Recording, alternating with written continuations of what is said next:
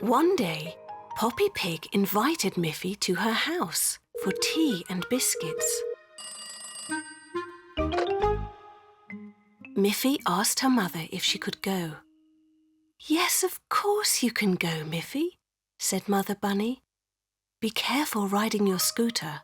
It's cold outside and it might be slippery if it starts to snow."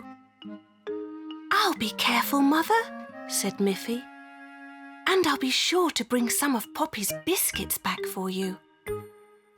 Miffy rode her scooter towards Poppy's house. She soon reached Poppy's house with no problem. Poppy had baked some delicious biscuits and made some tea. Miffy and Poppy had a lovely time together.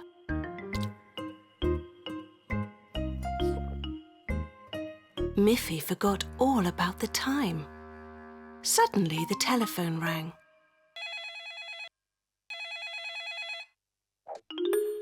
"Hello, it's your mother, Miffy," said Poppy. "She says you should start to head home because it looks like it will snow." "Oh dear," said Miffy. "I've had such a good time with you, Poppy, but I really must leave." Miffy put on her coat and her scarf. She was ready to say goodbye to Poppy when she remembered her promise to her mother. "Can I take some biscuits home to my mother, please?" she asked Poppy. "Of course." Poppy put some of the biscuits into a little bag and placed it in the basket on Miffy's scooter. "Do be careful riding home on your scooter, Miffy." When Miffy began to ride home, it started to snow. She scooted along as carefully as she could. In a short while, there was so much snow that it became quite slippery. And when she tried to ride down a little hill, boom! Miffy wasn't hurt, but she decided to walk with her scooter the rest of the way home. At home, Mother Bunny was beginning to worry. "I hope nothing has happened to Miffy," she thought. Then she saw Miffy. What a relief! She quickly opened the door. "Hello, Miffy," said her mother. "I'm glad to see that you walked home with your scooter." "I started to ride," said Miffy. "Then I skidded and fell off my scooter, so I decided to walk the rest of the way. I wasn't hurt at all. I've brought you some of Poppy's delicious biscuits." Miffy looked inside the bag. Where were the biscuits? "Oh dear," said Miffy. "When I fell down, all of the biscuits got broken. Now there's nothing in the bag but crumbs." Just then, Father Bunny came home. "Hello, everyone," he said. "There is lovely snow everywhere. It's a perfect time for a sledge ride." "Oh no," said Mother Bunny. "That's way too cold for me. I prefer my warm oven. I will bake a fresh batch of your favourite biscuits." They all laughed. Then, while Mother Bunny was busy in the kitchen, Miffy enjoyed a ride on her sledge.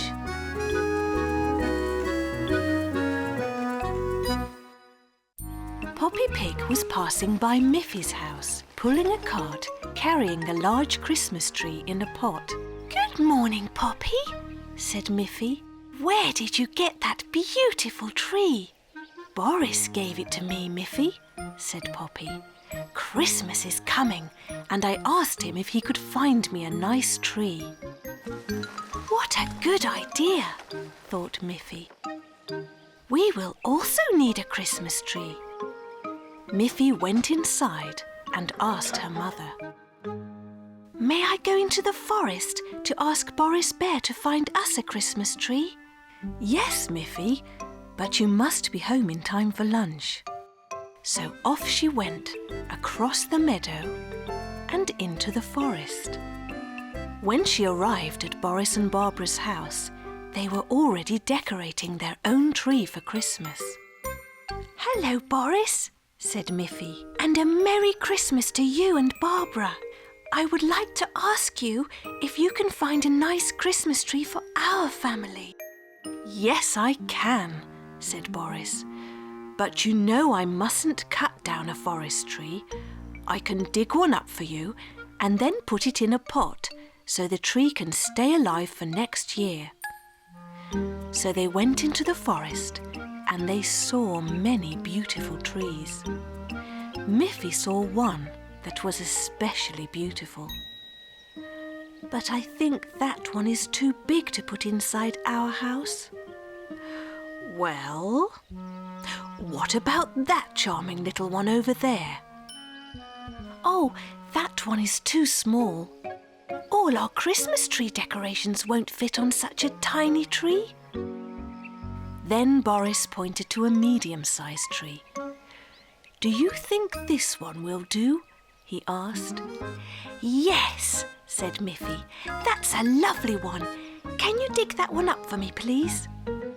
So Boris dug up the tree, being very careful not to damage its roots. "I will bring it to your house tomorrow." Miffy was home just in time for lunch, and she told her mother about the lovely tree that Boris was going to bring them. The next evening, Miffy and her mother and her father were busy decorating the tree. It looked so beautiful and even had flashing lights. In the morning, Miffy was on her way to school and little Snuffy was running along with her. When they arrived at the school, there was Boris with a very big tree for the schoolyard. "Hello, Miffy," said Boris. "This is the tree that you said was too big for your house, but I thought it would be just perfect for your school." The school teacher and all the children were very pleased to have such a wonderful tree for their school. All the children were soon at work, making decorations for their new tree. It was going to be so beautiful. Then Boris knocked on the window. "I have another surprise for you, Miffy. I also brought the tiny tree. I think it will be perfect for Snuffy." "How wonderful," said Miffy. "Snuffy's own special Christmas tree to put near her doghouse." All the school children were happy with their big tree. At Christmas, Miffy and her parents were happy with their medium-sized tree. And little Snuffy was very, very happy with her very own tiny tree. Miffy loved to play in the snow.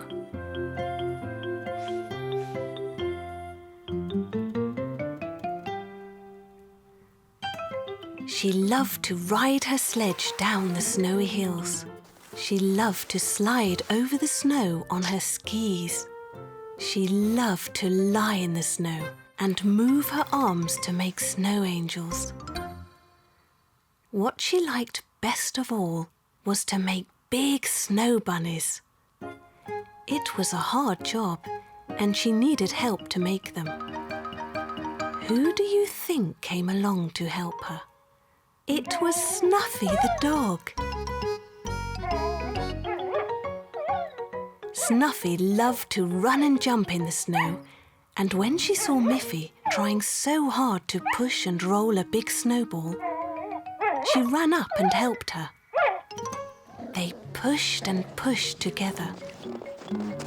As the snowball rolled along, it picked up more and more snow. It got bigger and bigger. "That's big enough for the snow bunny's body," said Miffy. "Now we can roll a smaller snowball for the snow bunny's head." Miffy made a little snowball with her hands. Snuffy was able to push it along with her nose. But when it got bigger, Miffy joined in the pushing until it was big enough to be the snow bunny's head. Now we must put it on top of the big snowball, said Miffy. No matter how they tried, they could not lift the heavy snowball. Just then, Miffy's friend Boris Bear arrived. "Hello, Miffy," said Boris. "What are you doing?" "We're trying to make a giant snow bunny," said Miffy, "but its head is too heavy and we can't lift it." "I have an idea, Miffy," said Boris. "I was taking these planks to my workshop, but we can use them to make a ramp to the top of the big snowball." Boris placed the planks against the snow bunny's body. The planks made a perfect ramp right to the top of it. Now they could roll the smaller snowball up the ramp. It was still hard work, but it was not so hard as lifting it would be. There it was! At last! The snow bunny's head was resting right on top of its body. Then Miffy went to find 2 sticks to make the ears. She stuck the 2 sticks into the top of the head. "They don't look like bunny's ears," said Miffy. She had an idea. She packed snow firmly around 1 stick. She packed more snow around the other stick. 2 perfect bunny ears. Snuffy ran off over the snow and returned with 2 rubber balls she often played with. Miffy laughed. She pushed the balls into the snow bunny's head. "Now he has eyes," said Miffy. "He can see what a wonderful job we did. It was all with your help, Snuffy and Boris. You're such clever friends." Finally, Miffy added a carrot to make the snow bunny's nose. Now the snow bunny was complete.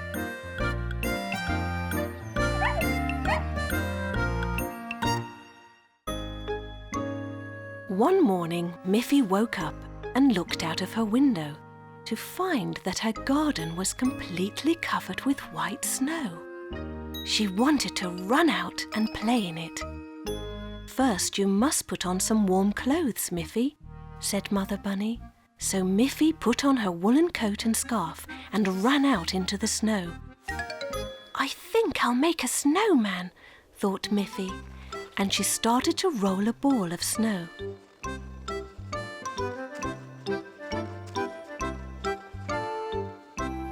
Just then, Boris and Barbara Bear skied into Miffy's garden. "Good morning, Miffy," said Barbara. "Boris and I were out skiing, and we thought you might like to come too." "Oh, that would be fun," said Miffy. "I got a pair of skis for Christmas, but I haven't tried them yet." "Don't worry," said Boris. "We will teach you how to ski." Miffy was so excited. She ran into the house and got her skis.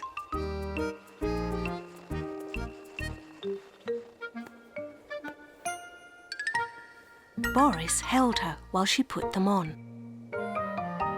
"You look like a proper skier already," said Barbara. "Let's start at the easy level, on the flat ground." "Oh, look!" shouted Miffy happily. "I'm really skiing!" But then she fell. "Don't worry, Miffy," said Barbara. "We've been skiing a long time, but we still fall down sometimes." Miffy picked herself up and was soon skiing along nice and smoothly.